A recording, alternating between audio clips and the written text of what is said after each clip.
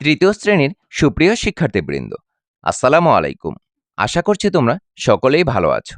আজকের পাঠে থাকছে তোমাদের নতুন প্রাথমিক গণিত বইয়ের ৬২ পৃষ্ঠায় পঞ্চম অধ্যায়ে গুণ অংশে ৪ থেকে ১১ পর্যন্ত কয়েকটি গাণিতিক সমস্যার সমাধান নিয়ে আলোচনা। তাহলে চলো শুরু করা যাক।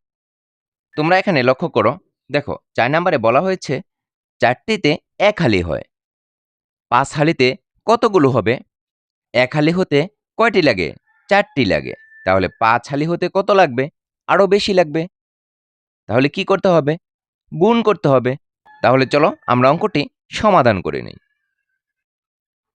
তোমরা এখানে লক্ষ্য করো, দেখো ৪ নাম্বার অঙ্কটি আমরা এভাবে লিখে নিয়েছি। ১ হালি ৪টি, অতএব ৫ হালি ৫ গুণন ৪টি। তাহলে কি করতে হবে? ৫ এর সাথে ৪ গুণ করতে হবে। ৪ ৫ কত হয়? ২০ হয়। আমরা এখানে ২০ লিখে নিব। ২০টি। তাহলে উত্তর লিখব কি? উত্তর ৫ হালিতে কতগুলো হবে?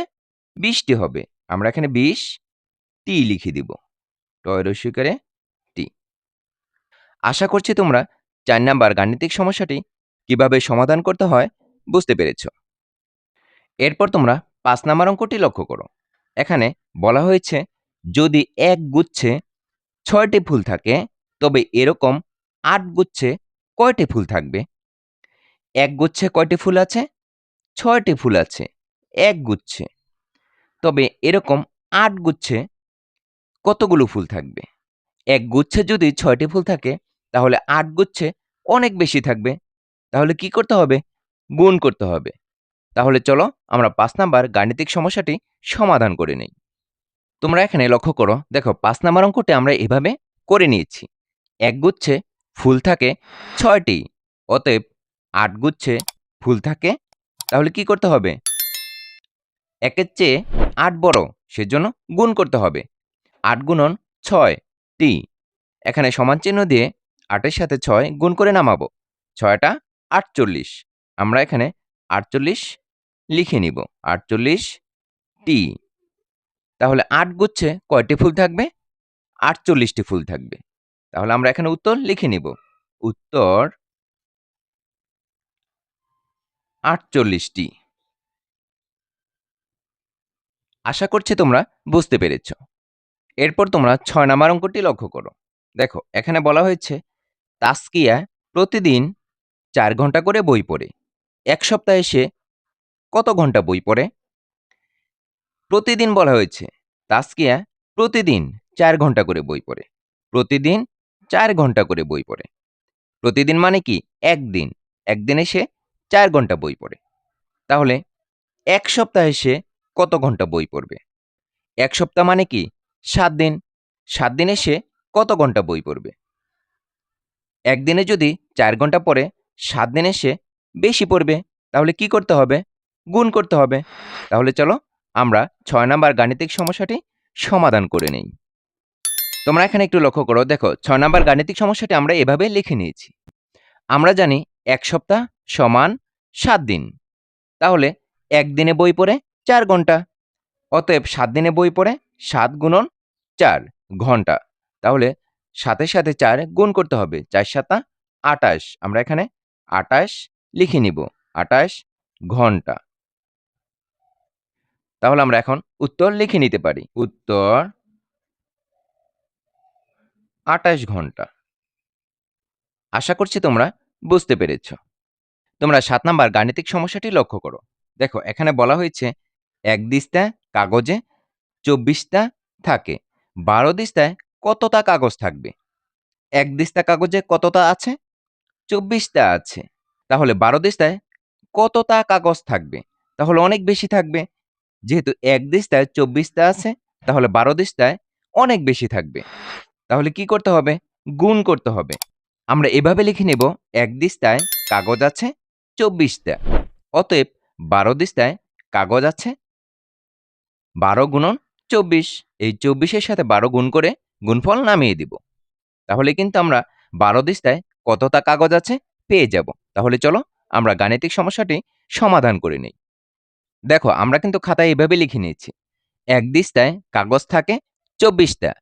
অতএব ১২ দিস্তায় কাগজ থাকে ২৪ গুণন ১২। ২৪ এর সাথে ১২ গুণ করতে হবে। এখানে যেহেতু ২ সংখ্যার সাথে ২ সংখ্যার গুণ, সেজন্য আমরা এই গুণটি আলাদা করে নেব এবং এখানে গুণফল নামিয়ে দিব। আমরা এখানে করে নিচ্ছি। দেখো ২৪ গুণন ১২। প্রথমে আমরা ২ দিয়ে ২৪ কে গুণ করে নিব। ৪ দুগুণে ৮, ২ দুগুণে ৪। এরপর আমরা ১ দিয়ে ২৪ কে গুণ করব। ১ যেহেতু দশক স্থানে আমরা এই বরাবর লিখব। ৪ একে ৪, ২ একে ২। ০ দিয়ে আমরা এই ফাঁকা স্থান পূরণ করে দিব। তাহলে ৮ এর সাথে ০ যোগ করলে কত হবে? ৮ হবে। আর ৪ এর সাথে ৪ যোগ করলে ৮ হবে। এরপর ২, ২ হবে। তাহলে কত হলো?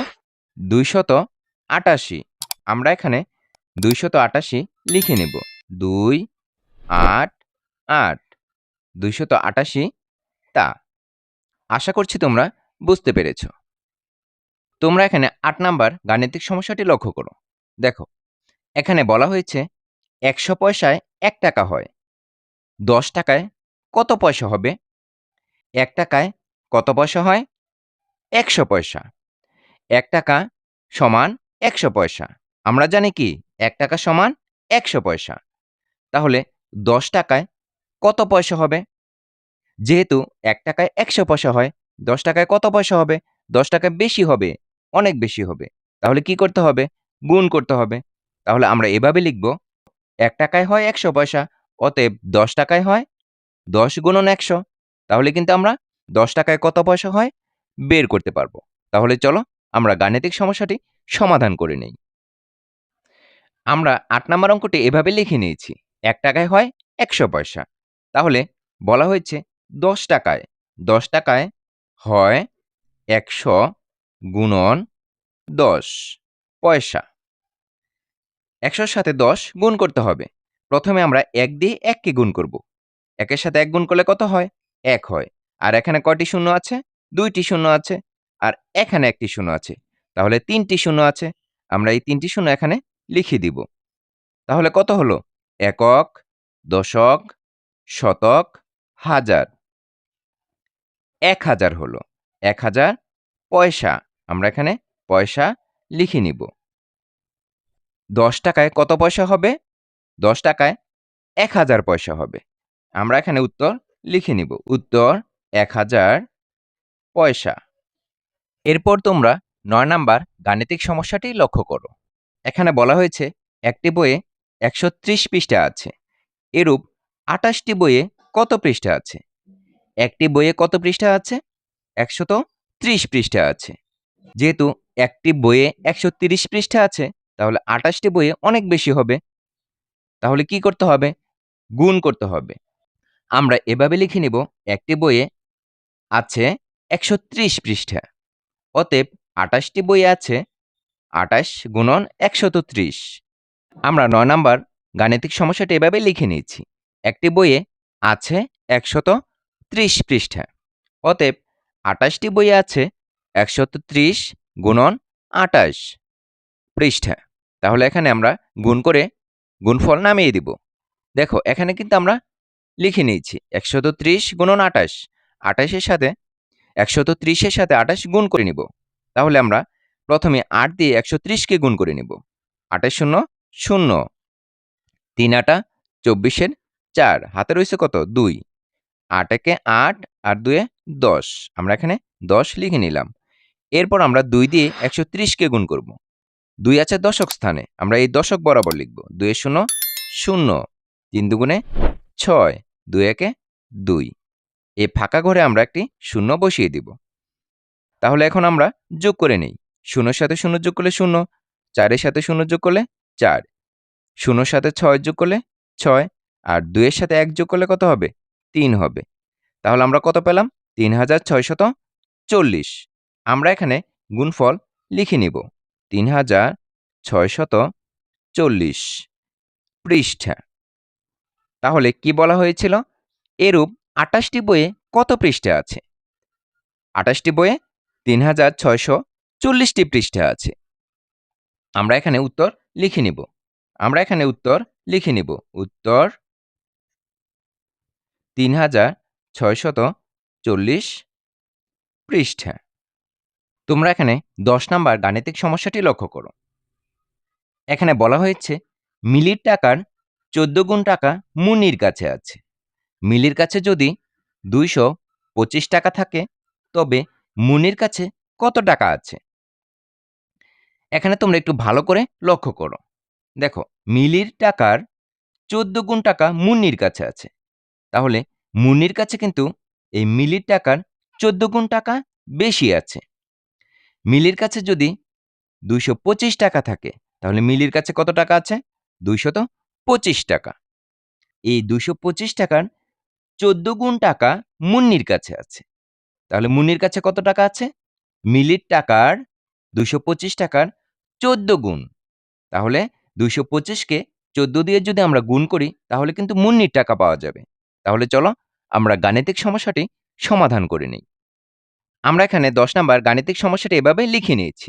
মিলির আছে 225 টাকা। অতএব মুন্নির আছে 225 গুণন 14।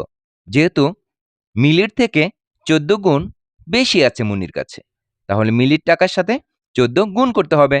225 এর সাথে 14 গুণ করলে যে গুণফলটি হবে সেটি হচ্ছে মুন্নির টাকা। আমরা এখানে গুণ অঙ্কটি আমরা এখানে 225 এর সাথে 14 গুণ করে নিচ্ছি। প্রথমেই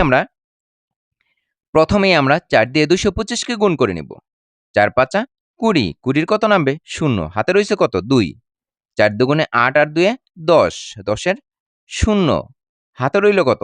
1। 4 দুগুণে 8 আর 1 9, আমরা এখানে 9 লিখে নিলাম। এরপর আমরা 1 দিয়ে 225 কে গুণ করে নেব। 1 আছে দশক বরাবর, আমরা এ বরাবর লিখব। 5 1 5, 2 1 2, 2 1 2। এখন আমরা সবগুলো যোগ করে নেব। এই ফাঁকা স্থানে আমরা একটি শূন্য বসিয়ে দিব। 0 সাথে 0 যোগ করলে 0, 5 এর সাথে 0 যোগ করলে 5, 9 এর সাথে 2 যোগ করলে কত হবে? 11 হবে। 11 আর 1 নামবে, হাতে রইল কত?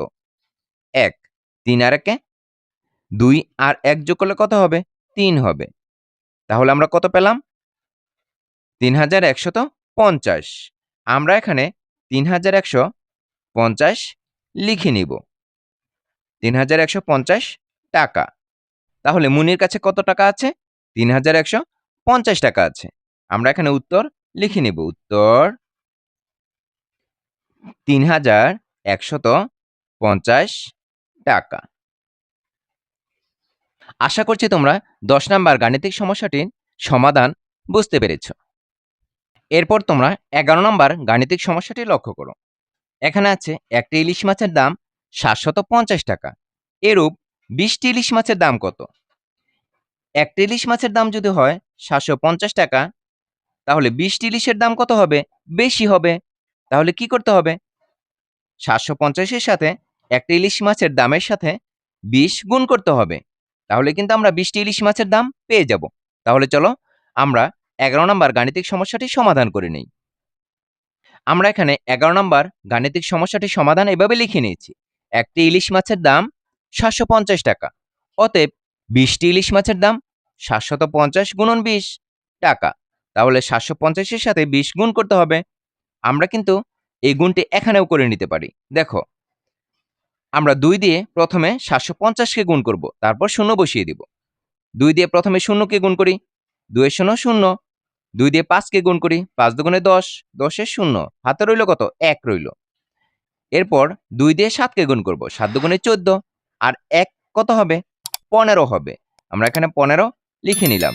আর একটি শূন্য কিন্তু এখানে রয়ে গেছে, এই শূন্যটা আমরা এখানে বসিয়ে দিব। তাহলে কত হলো? একক, দশক, শতক, হাজার, অযুত। 15,000 টাকা। 15,000 টাকা। তাহলে আমরা 20টি ইলিশ মাছের দাম পেয়ে গেলাম 15,000 টাকা। আমরা এখন উত্তর এখানে লিখে নিব। উত্তর 15,000 টাকা। আশা করছি তোমরা 11 নম্বর গাণিতিক সমস্যাটির সমাধান বুঝতে পেরেছ। এরই মধ্য দিয়ে আজকের পাঠে আমরা শেষ প্রান্তে এসে পৌঁছে গেছি। সম্পূর্ণ ভিডিওটি ধৈর্য সহকারে দেখার জন্য তোমাদেরকে অসংখ্য ধন্যবাদ। পরবর্তী ভিডিও দেখার আমন্ত্রণ জানিয়ে আজকের মতো এখানেই শেষ করছি। আল্লাহ হাফেজ।